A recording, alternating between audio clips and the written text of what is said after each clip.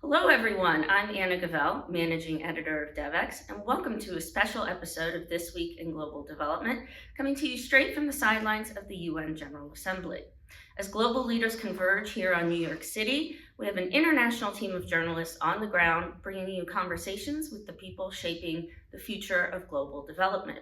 Today I'm here at Concordia Annual Summit, and I'm pleased to welcome my special guest, Dorothy McAuliffe, who heads up the State Department's Office of Global Partnerships. Welcome, Dorothy. Thank you for being here. Good morning, Anna. It's nice to be with you this morning. And thank you for welcoming our office to your podcast. Of course, it's very relevant to our audience. We're excited to have you here. So, Dorothy, your job, for those who might not know, involves engaging actors ranging from civil society to the private sector, but especially finding ways that the private sector can collaborate with the State Department. Since its launch in 2009, your office has worked with more than 1,800 private sector partners. So lots of examples of collaboration that we could dig into, but let's start more on a broader level. Can you discuss the importance of public-private partnerships to global development, specifically in this time of polycrisis where the need is greater than ever, but donor budgets can't always keep up? Yeah, I think it's really more important than ever. We know that the challenges the world is facing are incredibly complex, rapidly changing, and rapidly exponentially becoming more complex. So we know that government and private sector cannot tackle these challenges alone. And so that's why partnerships are more important than ever. We know that resources are constrained on both sides. So we have foreign policy budgets that are just not ample enough to meet the need. And we know that the private sector needs to rely on regulatory frameworks and certainty as they deal with risk and expanding their markets. And so coming together from a policy perspective as well as an investment perspective is very important. So we are very proud of the fact that we've had over 1,800 partners over the last 15 years. We've built in a culture of public-private partnerships at the State Department. The Secretary Rice came up with the concept of this, in her National Security Memorandum as she was leaving, around how do we do better 15 years ago at bringing in the private sector. And then Secretary Clinton was the implementing secretary of this idea of this Office of Global Partnerships. And so I'm very proud of the fact that over the last 15 years, this office has really baked in this idea that we have to be an open door to the private sector if we want to really succeed on tackling the world's challenges. And so we've done that, and we're very proud of that. And now it's a very commonplace thing that P3s are part of all of our functional bureaus at the State Department, as well as our regional bureaus, in terms of how our posts are facing challenges on the ground. Welcoming the private sector in, thinking together is very critical to implementing on our foreign policy and our national security goals. In fact, Secretary Blinken just yesterday said public-private partnerships are the secret sauce in foreign policy and national security, and really believes that, as well as despite the Biden administration, President Biden, who from the very beginning said our partners and allies in the world are our biggest strategic asset. And so really focusing on how we are bolstering those partnerships and allies with other countries, we need to go to the private sector to help underpin that. So, in the development sector, for years, we've heard this phrase, billions to trillions, and the theory that you can take traditional official development assistance and multiply it exponentially just by mobilizing private capital. But that kind of, sizable progress has yet, in terms of trillions of dollars, yet to materialize, and is quite the dream, and many people say. What are some of the biggest challenges in terms of attracting private sector investment to countries that are considered high risk, especially considering a number of them are at high risk of debt distress?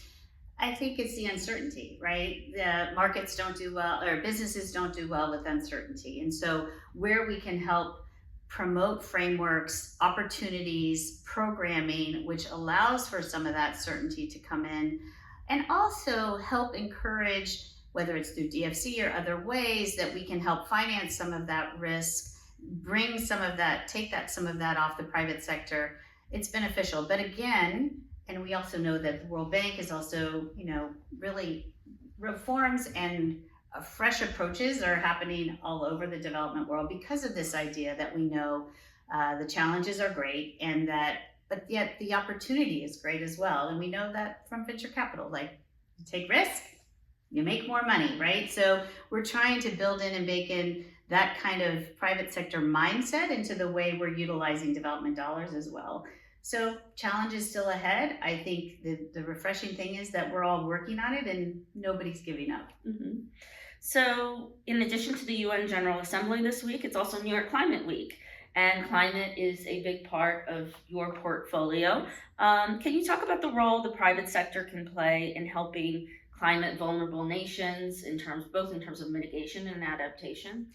Right. I think we all have a big responsibility to put in as much energy and expertise as we can. And we are very proud of the Coalition for Climate Entrepreneurship that we have launched out of our office over the last 2 years.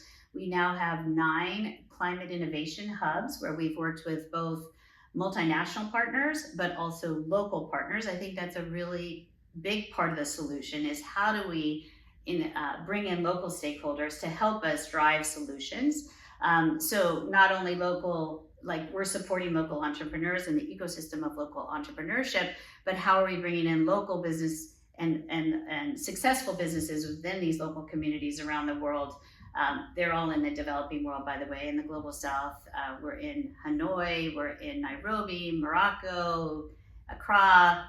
We just launched in Jamaica, Kingston, but also in Latin America, in Bogota, San Jose, and Guatemala City. So the idea is that we bring multinational expertise, various, huge corporations who can offer mentorship, access to capital, and help train these local entrepreneurs, but also working within the local ecosystems of academia, universities, and the local business communities, and how are we partnering together to help build this pipeline of the entrepreneurs of the future who are problem solving for climate in their communities, but also just elevating opportunities for jobs, and a holistic approach to not just training up those entrepreneurs, but looking at the whole business climate within these communities and how are we helping exponentially grow those communities with a multinational approach where we are welcomed and taking the cues from our host governments as well on what is important to them. Right.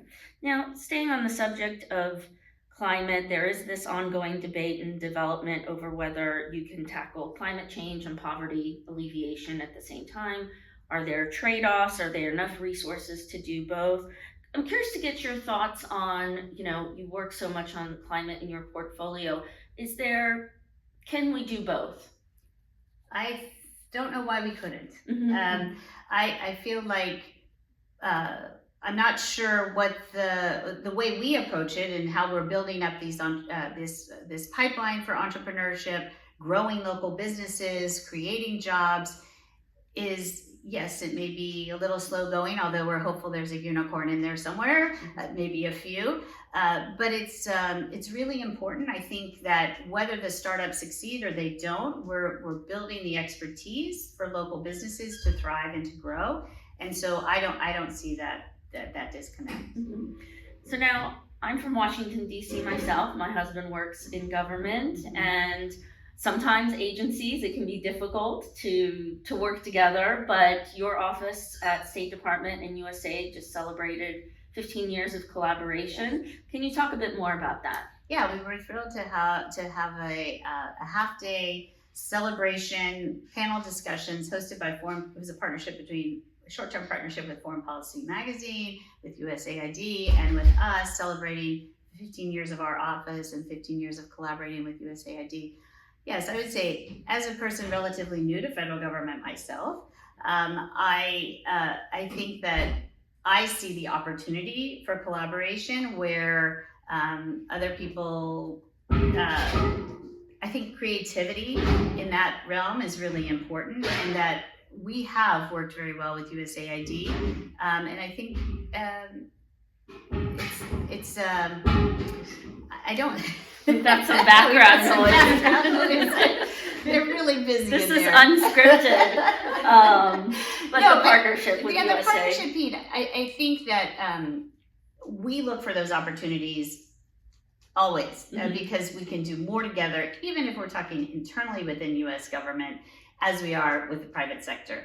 Also working with other countries, working at, we have a whole office now at the State Department that focuses on subnational diplomacy, and so working with states, but thinking together outside the box with across US government can be a challenge, but it's also a huge opportunity. And so we continue to look to how we can partner, is it with, commerce or energy, as we're talking about natural resources, which in energy security, which is a big piece of the work we do around climate, is how are we looking at that green transition? And so we have to work together and draw on the expertise of our partners within US government.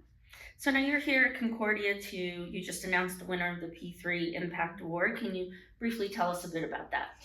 So the P3 Impact Award this is our 11th year of partnership with Concordia, with University of Virginia's Darden School, and with our Office of Global Partnerships. And every year we have hundreds of nominees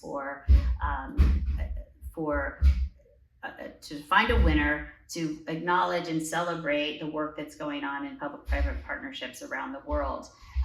Today we had 5 nominees, amazing, everything from vocational training in Ukraine to our winner, who is called Challenge Initiative. Sorry, we just announced it like 2 minutes ago. So it's the Challenge Initiative in Africa and Asia, and basically that's access to family planning services, and they're reaching tens of millions of women and families today, and they have a goal of over 100 million that they will reach within the next, I think it's since 2016, they've contributed to an additional 4.5 million family planning users in 213 cities across 13 countries in Africa and Asia, and covering a total population footprint of 244 million, but huge goals to reach over 100 million families and women by I think it's by 2030. I may be wrong on that, but like I said, we just did this too, and I can't read my notes that quickly. That number's not in here,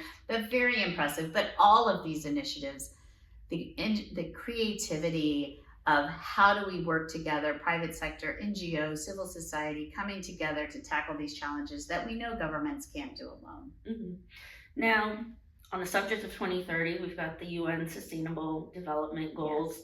Yes. Unfortunately, a number of them, the majority of them, are off track, quite off track.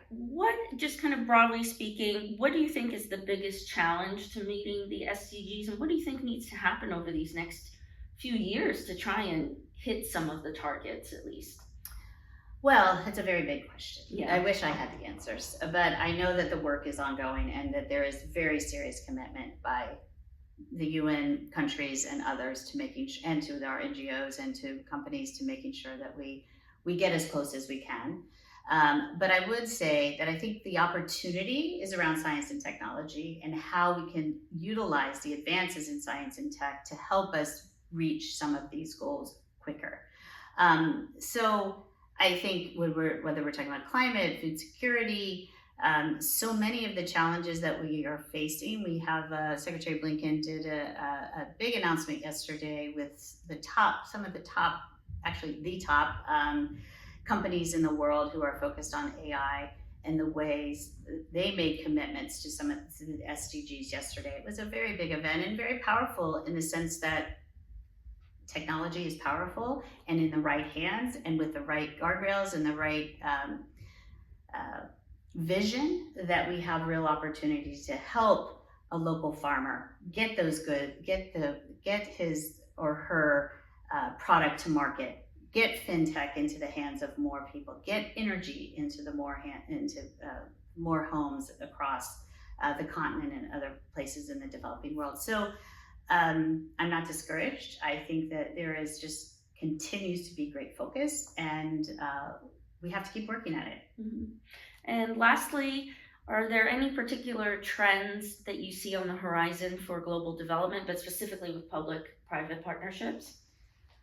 Wow, I guess the trend is that the world is our oyster, and the limit is our own creativity and innovation and willingness to reach out and to work together. And I think that technology certainly is a theme running through all of the work that we're doing, as well as climate. And climate, is a thread through, as I said, it's through food security, it's through global health, it's through almost every challenge that we face, the energy crisis, energy transition, green energy, like climate is the one thing that if we work and continue to tackle together, a lot of our challenges will be met. Water, air, all of those things. So education, it's just, I think the opportunity is great and we have to keep at it. Great.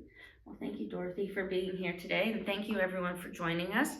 If you are not already signed up, please do sign up to our newsletters, including the Daily Newswire, to get must-read information on all latest global development issues. And again, thank you, everyone, for joining us. Please search This Week in Global Development in your favorite podcast app to see more episodes, and we hope to see you again next time. Anna, do you mind? I forgot. No. My team will kill me that I did not mention our website, and I hope you will go to our website, which is state.gov/partnerships, as well as GP at State, which is where we're communicating here from UNGA 2079. So sorry. Absolutely. No, absolutely. That's the joy of podcasts. They're not always, they shouldn't be fully scripted. So That's right. thank you, everyone, again for joining us. We appreciate it.